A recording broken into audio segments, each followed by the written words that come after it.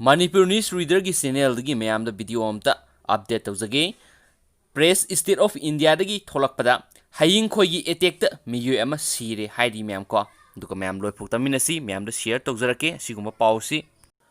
Odisha gi Mayurbanja district ta leiba umang amada haying khoi ni attack torakpadagi sahi kunga manga suraba nupa ama Sire atopa Miyoi anina sokhre haina yumjagaisa numita police na phungdokhre Miyoi ahum aduna khoihi khomba chatlubada thaudo adu lebak pokpa numitki numidangda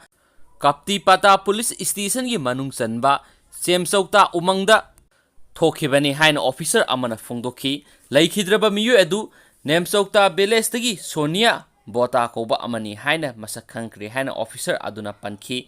asokpa Miyoi ani adu Udala da leiba state na salaiba hospital amada admit tawkhre haina mahakna phongdokhi asiba haksang adu postmortem examination tawnaba PRM Medical College ta taokhre haina mahakna palladuna unnatural death ki case ama register tawkhre haidi